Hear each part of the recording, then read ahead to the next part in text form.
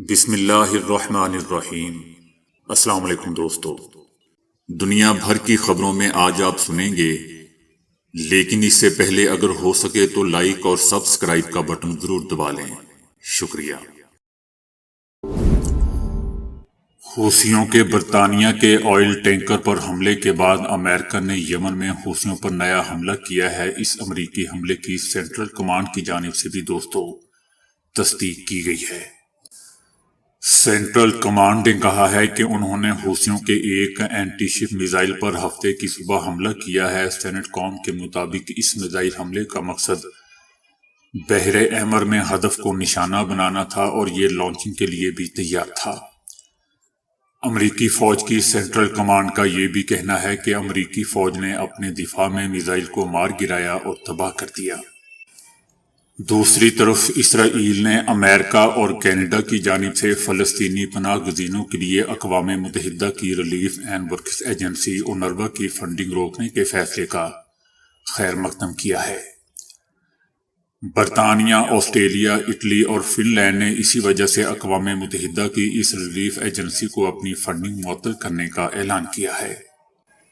اس کے پس منظر میں اسرائیل نے ریلیف ایجنسی کے کچھ ملازمین پر حماس کے ساتھ 7 اکتوبر کو کیے گئے حملے میں ملوث ہونے کا الزام لگایا ہے۔ امریکہ کا کہنا ہے کہ امریکہ کو ان الزامات پر گہری تشویش ہے کہ 7 اکتوبر کو اسرائیل پر حماس کی جانب سے کیے گئے حملے میں اونروا کے 12 ملازمین ملوث ہو سکتے ہیں۔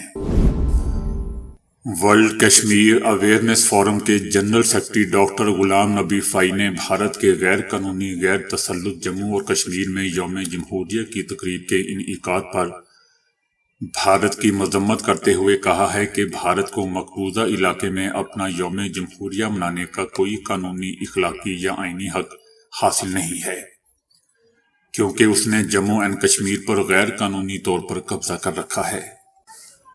ان کا کہنا تھا کہ مقبوضہ وادی کو اپنا اٹوٹ انگ قرار دینے کا بھارت کا جھوٹا دعویٰ کشمیریوں کی مسلسل موت، تباہی اور مصائب کی بنیادی وجہ ہے۔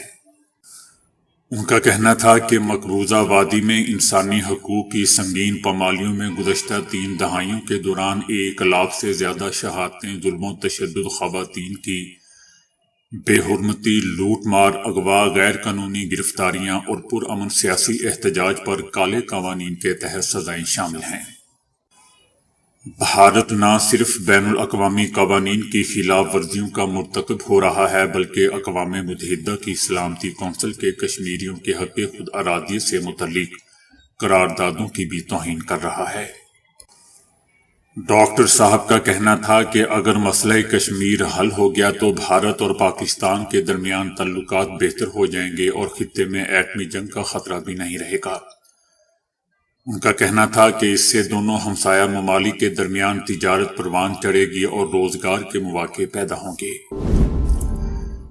ایران میں پاکستانی مزدوروں کو جان سے مارنے پر پاکستان نے کہا ہے کہ ایسے بزدلانہ حملے پاکستان کو تخریب کاری سے لڑنے کے عزم کو نہیں روک سکتے۔ پاکستان کا کہنا ہے کہ یہ ہولناک اور قابل نفرت واقعہ ہے۔ ہم بلا شبہ اس کی مذمت کرتے ہیں، ایرانی حکام کے ساتھ رابطے میں ہیں، واقعے کی فوری تحقیقات اور ملوث افراد کا فوری محاسبہ کیا جائے۔ دوستو، یاد رہے کہ ایران کے شہر سراوان میں نامعلوم افراد نے 9 پاکستانی مزدوروں کو جان سے مار دیا۔ پاکستانی سرحد سے ملحقہ ایران کے صوبے سیستان اور بلوچستان کے شہر سراوان میں نامعلوم مسلح افراد نے پاکستانی مزدوروں کو جان سے ہی مار دیا۔ متاثرہ افراد پاکستانی مزدور تھے جو مقامی ورک شاپ پر کام کرتے تھے اور وہیں رہائش اختیار کر رکھی تھی۔ ایران کے صدر ابراہیم رئیسی نے ایرانی حدود کے اندر 9 پاکستانیوں کو جان سے مارنے پر افسوس کا اظہار کرتے ہوئے زور دیا ہے کہ پاکستان کے ساتھ تناؤ بھڑکانے کی کوششوں کا مقابلہ کیا جائے۔ ایرانی صدر نے کہا کہ ایران اور پاکستان 2 برادر ممالک ہیں جن کی جڑیں گہری مذہبی، ثقافتی اور تہذیبی ہیں جنہیں منقطع نہیں کیا جا سکتا۔ ہمیں پاکستان کے ساتھ بدامنی پھیلانے کی بجائے امن کو فروغ دینا ہوگا۔ ان کا کہنا تھا کہ پاکستان کی سلامتی ایران کی سلامتی ہے۔ ایران نے بیک وقت 3 مصنوعی سیارے خلا میں بھیج دیے۔ 450 کلومیٹر کے فاصلے تک ان کو بھیجا گیا ہے۔ ان کے ساتھ لگائی گئی 2 چھوٹی ڈیوائسز جیو پوزیشننگ اور مواصلاتی رسائی کے حوالے سے کام کریں گی۔ دوستو، یاد رہے کہ ایران نے اسی ماہ ایک اور سیارہ بھی خلا میں بھیجا تھا۔ اس کا نام ثریا رکھا گیا تھا۔ مغربی ملکوں نے اس پر تشویش ظاہر کی تھی کہ ایران کو یہ کامیابی مل گئی تو ایران طویل فاصلے تک مار کرنے والے بیلسٹک میزائل بھی تیار کرنے کی پوزیشن میں آ جائے گا۔ تاہم ایران نے اس بارے میں بھی مغربی ملکوں کی تشویش کو مسترد کر دیا تھا کہ ایران اپنی سائنسی ترقی کو پرامن مقاصد کے لیے استعمال کرے گا، جس کا ایران کو بھی پورا حق حاصل ہے۔ عمران خان کی کال پر تحریک انصاف ملک بھر میں انتخابی ریلیاں نکال رہی ہے، جبکہ دوسری جانب پولیس نے ریلیاں ناکام کرنے کے لیے بھی کارکنوں اور رہنماؤں کی گرفتاریوں کا سلسلہ شروع کر رکھا ہے۔ حماد اظہر نے اپنے ایک پیغام میں کہا ہے کہ ان کے والد کو پولیس نے گرفتار کر لیا ہے، لیکن وہ کارکنوں کو ہدایت کرتے ہیں کہ وہ NA 129 میں ریلیاں نکالیں۔ حماد اظہر کے والد دوستو میاں اظہر NA 129 سے پاکستان تحریک انصاف کے امیدوار ہیں۔ ادھر پولیس PTI کے دیگر رہنماؤں کی گرفتاری کے لیے بھی ریکیاں کر رہی ہے۔ بھارت کے وزیر اعظم نریندر مودی کے خلاف قابل اعتراض تبصرہ کرنا 2 افسروں کے لیے دوستو مصیبت بن گیا۔ دونوں افسران کا تعلق کیرالہ ہائی کورٹ سے ہے اور کیرالہ کے چیف جسٹس AJ دیسائی نے ہائی کورٹ کے دونوں ہی افسران کو فوری اثر سے معطل کرنے کی ہدایت جاری کر دی ہے۔ ان کے بارے میں شکایت ملی تھی کہ یوم جمہوریہ کی تقریب کے دوران ایک سٹیج شو میں وزیر اعظم نریندر مودی اور ملک کو غلط طریقے سے پیش کیا گیا تھا۔ یہ stage show Kerala high court کے جلسے گاہ میں منعقد ہوا تھا۔ لاہور کے علاقے ترنم سنیما چوک کے قریب دوستو ایک نوجوان نے ریلی میں خطاب کے دوران حمزہ شہباز کی طرف جوتا اچھال دیا۔ 118 کے امیدوار حمزہ شہباز نے انتخابی مہم کے سلسلے میں ریلی نکالی جو مختلف علاقوں سے گزری، اور اس دوران انہوں نے کارکنان سے خطاب بھی کیا۔ ریلی لاہور کے اندرون شہر ترنم سنیما چوک کے قریب پہنچی تو وہاں پر شرکا میں موجود ایک نوجوان نے حمزہ شہباز کی طرف جوتا اچھال دیا، جس کے بعد لیگی کارکنان نے اسے بدترین تشدد کا نشانہ بنا ڈالا۔ لیگی کارکنان نے الزام عائد کیا کہ حمزہ شہباز کی طرف جوتا اچھالنے والا نوجوان تحریک انصاف کا کارکن ہے۔ مسلم لیگ نون کے کارکنان نے جوتا پھینکنے پر نوجوان پر تھپڑوں کی بارش کر دی اور اسے کافی دیر تک تشدد کا نشانہ بناتے رہے۔ تحریک انصاف کے رہنما شاہ محمود قریشی نے کہا ہے کہ میرے گھر چھاپا مار کر 8 لوگوں کو گرفتار کر لیا گیا۔ ہمارے خلاف جو کچھ ہو رہا ہے یہ لیول پلینگ فیلڈ نہیں ہے۔ اپنی فریاد کہاں لے کر جائیں، کہاں سے انصاف ملے گا؟ ان کا کہنا تھا کہ جاوید ہاشمی کے گھر پر حملہ کر کے ہماری میٹنگ کو روکا گیا۔ اس کے علاوہ شاہ محمود قریشی کا کہنا تھا کہ نون لیگ اور پیپلز پارٹی کو جلسوں کی کھلی اجازت دی گئی ہے۔ ان کا کہنا تھا کہ یہ کس قسم کا الیکشن ہے، ایسے ماحول میں الیکشن کو قوم اور دنیا قبول نہیں کرے گی۔ ڈھونگ الیکشن کے ذریعے ملکی پیسے کا ضیاع، جمہوریت کا گلا گھونٹنا اور آئین سے بہت بڑا مذاق جاری ہے۔ اسرائیل اور فلسطینی تنظیم حماس کے درمیان جنگ بندی کے لیے دوستو ثالثی کا کردار ادا کرنے والے امریکی مذاکرات کار کا کہنا ہے کہ اسرائیل ممکنہ معاہدے کی صورت میں قیدیوں کی رہائی کے بدلے 2 مہینے کے لیے جنگ بند کر سکتا ہے۔ امریکی عہدیدار کا کہنا ہے کہ ممکنہ معاہدے کی صورت میں پہلے مرحلے میں حماس خواتین، بچوں، بزرگوں اور زخمی اسرائیلی قیدیوں کو رہا کرے گا۔ ویسٹ انڈیز نے آسٹریلیا کو انہی کی سرزمین پر 27 سال بعد ٹیسٹ میچ میں شکست دے کر تاریخی فتح حاصل کر لی۔ گابا اسٹیڈیم میں ہونے والے ٹیسٹ میں ویسٹ انڈیز نے چوتھے روز آسٹریلیا کو 8 رن سے ہرایا۔ ویسٹ انڈیز کے 311 رنز کے جواب میں آسٹریلیا نے اپنی پہلی اننگز 299 رنز پر 9 وکٹوں پر ڈکلیئر کر دی تھی۔ آسٹریلیا کو دوسری اننگز میں یہ میچ جیتنے کے لیے 216 رنز کا ہدف ملا تھا، جبکہ 207 رنز بنا کر پوری ٹیم کو ویسٹ انڈیز بولر نے آؤٹ کلاس کر دیا۔ ویسٹ انڈیز کی جانب سے شمر جوزف نے زخمی انگوٹھے کے ساتھ دوسری اننگز میں 68 رن دے کر 7 کھلاڑیوں کو آؤٹ کیا۔ دوستو یاد رہے کہ 2 میچز کی ٹیسٹ سیریز 1-1 سے برابر رہی۔ اب 3 ون ڈے میچز کی سیریز 2 فروری سے میلبورن میں شروع ہوگی۔ مولوی فضل الرحمان کا کہنا ہے کہ جو شخص کہتا تھا کہ پاکستان کو دبئی بنا دوں گا، اس نے ملک کو ہی کنگال کر دیا۔ مولوی نے کہا کہ اگر یہ فتنہ دوبارہ ہم پر مسلط ہوا تو کل بھی اس کے مقابلے میں ہم ہی ہوں گے۔ ووٹ چوری اور دھاندلی کر کے سابقہ حکومت کو لایا گیا تھا۔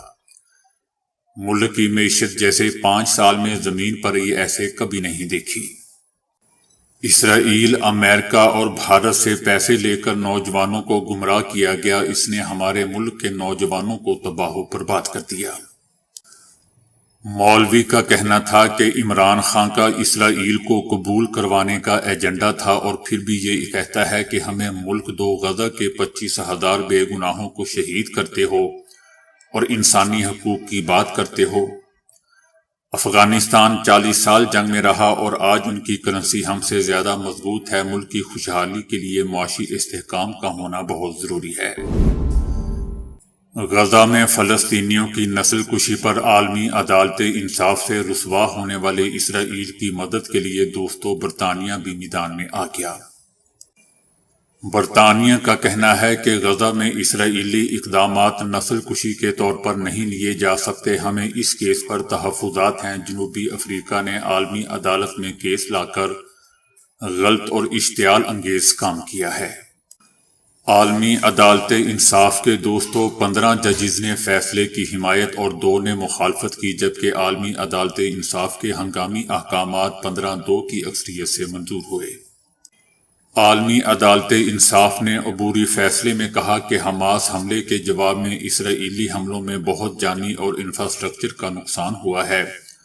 اقوام متحدہ کے کئی اداروں نے اسرائیلی حملوں کے خلاف قراردادیں پیش کی ہیں۔ اسرائیل نے جنوبی لبنان پر زمینی حملہ کرنے کی تیاری شروع کر دی ہے۔ اسرائیل سے سامنے آنے والی رپورٹس کے مطابق صہیونی افواج اسرائیل اور لبنانی سرحد کی طرف رسد کی بڑے پیمانے پر نقل و حمل کر رہی ہے۔ دوسرے مرحلے میں اسرائیل اور حزب اللہ کی جنگ ہوگی۔ مبصرین کا کہنا ہے کہ اگر سفارتی کوششیں ناکام ہوئی تو اسرائیل جنوبی لبنان پر حملہ کر دے گا اور حزب اللہ کو دریائے لطانی سے دور ہٹانے کی کوشش کرے گا۔ دوستو یاد رہے کہ حزب اللہ نے 1 مہینے سے زیادہ عرصہ قبل جنگ بندی کو مسترد کر دیا تھا، اور وہ باقاعدگی سے شمالی اسرائیل میں صہیونی فوجی تنصیبات کو نشانہ بنا رہی ہے۔ غزہ میں نسل کشی روکنے کے عالمی عدالت انصاف کے حکم کے باوجود دوستو اسرائیلی حملوں میں کمی کی بجائے مزید تیزی آ چکی ہے۔ غزہ کے رہائشی علاقوں اور طبی مراکز پر اس نے بمباری کر کے ایک ہی دن میں مزید 185 سے زائد فلسطینیوں کو شہید کر دیا۔ اسرائیلی فوج نے گزشتہ 6 روز سے خان یونس کے العمل ہاسپٹل کا محاصرہ کیا ہوا ہے اور الناصر ہاسپٹل کے سربراہ آرتھوپیڈک سرجری ڈپارٹمنٹ ڈاکٹر بسام کو بھی اغوا کر لیا ہے۔ دوسری جانب غزہ میں تیز بارش کے بعد سردی میں اضافے سے بھی جنگ سے تباہ حال فلسطینیوں کی دوستوں مشکلات بڑھ چکی ہیں، جبکہ دوسری طرف اسرائیل کی جانب سے اقوام متحدہ کی امدادی ایجنسی UNRWA کے کارکنوں پر اسرائیل پر حملوں میں ملوث ہونے کا الزام عائد کیا گیا ہے، جس کے بعد امریکہ، برطانیہ، کینیڈا اور آسٹریلیا نے UNRW کی فنڈنگ روکنے کا اعلان کر دیا ہے، جبکہ آئرلینڈ اور ناروے نے فنڈنگ جاری رکھنے کا فیصلہ کیا ہے۔ یاد رہے دوستو کہ اب تک اسرائیلی حملوں میں شہداء فلسطینیوں کی تعداد 26,453 سے تجاوز کر چکی ہے، جبکہ 64,487 سے زائد افراد زخمی بھی ہو چکے ہیں۔ ان زخمی اور شہداء میں فلسطینیوں کی نصف سے زائد تعداد صرف بچوں اور خواتین پر مشتمل ہے، جبکہ لاکھوں افراد بے گھر بھی ہو چکے ہیں۔ اسپین کے سائنسدانوں نے دریافت کیا ہے کہ اگر ورزش سے آدھا گھنٹے پہلے چائے کافی استعمال کر لی جائے تو ورزش کے دوران جسم کی چربی گلنے کی رفتار تیز ہو جاتی ہے۔ یونیورسٹی آف گرناطہ کے ماہرین نے اوسطاً 32 سال کے 15 رضاکاروں کا تجزیہ کرنے کے بعد یہ رزلٹ اخذ کیے ہیں۔ ان تجربات سے معلوم ہوا ہے کہ صبح کی نسبت شام کے وقت ورزش کرنے سے چربی کم ہونے کے اثرات زیادہ نمایاں ہوتے ہیں۔ اس تحقیق کے مرکزی مصنف فرانسسکو ہوزے کا کہنا ہے کہ چربی تیزی سے کم کرنے کے لیے صبح کے وقت اور خالی پیٹ ورزش کرنے کا مشورہ عام دیا جاتا ہے، لیکن اس خیال کی سائنسی بنیادیں کمزور ہیں۔ ان کا کہنا تھا کہ اس خیال کے برعکس شام کے وقت چائے کافی استعمال کرنے کے آدھے گھنٹے بعد ورزش کرنے والے رضاکاروں کی جسمانی چربی کم ہونے کی رفتار صبح کے وقت خالی پیٹ ورزش کرنے والوں کے مقابلے میں دگنی تھی۔ اس تحقیق کی تفصیلات دوستو journal of the international society of sports nutrition میں شائع ہوئی ہے۔ انڈونیشیا میں توراجن نامی وہ برادری ہے جو اپنے رسم و رواج اور روایات کے طور پر مردوں کو دفن نہیں کرتی، بلکہ خاندان کے افراد باڈیز کو اپنے ساتھ ہی رکھتے ہیں۔ توراجن برادری اپنے آباء و اجداد اور عزیز و اقارب کے مر جانے کے بعد انہیں نہ صرف گھروں میں رکھتی ہے بلکہ ڈیڈ ہارویسٹ نامی فیسٹیول بھی مناتی ہے۔ اس خصوصی فیسٹیول میں اہل خانہ خوشی کے طور پر مردوں کو نئے لباس پہناتے اور خوب ہلا گلا کرتے ہیں۔ یہ بھی کہا جاتا ہے کہ مذکورہ برادری مردوں کو ہمیشہ کے لیے دفنانے سے پہلے انہیں سالوں تک اپنے پاس رکھتی ہے۔ ڈیڈ ہارویسٹ فیسٹیول کے دوران یہ لوگ باڈیز کو تابوت سے باہر نکال لیتے ہیں اور نہلانے کے بعد دوبارہ نئے کپڑے پہناتے ہیں۔ بعد میں مرنے والے شخص کو جو بھی کھانا پسند ہوتا ہے وہی بنایا جاتا ہے۔ مردوں کو نکالنے اور سجانے کے بعد رشتہ داروں کو دعوت دی جاتی ہے۔ تو راجنوں کا ماننا ہے کہ موت زندگی کا خاتمہ نہیں ہے بلکہ مرنے والے زندہ رہتے ہیں۔ اس برادری میں جب کوئی مر جاتا ہے تو اسے دفنانے کی بجائے ایک بھینس قربان کی جاتی ہے۔ مردہ جسم کو کئی سالوں تک محفوظ رکھنے کے لیے اس پر کئی طرح کا کیمیکل استعمال کیا جاتا ہے۔ توراجن برادری مردوں کا فیسٹیول ہر سال اسی مہینے یعنی اگست میں مناتی ہے۔ اس دوران مردوں کو علاقے میں گھمایا بھی جاتا ہے۔ اس روایت کو مائی نینی کہتے ہیں۔ تو دوستو ابھی کے لیے اتنا ہی۔ ویڈیو کو لائک اور شیئر کرنے کا بہت بہت شکریہ۔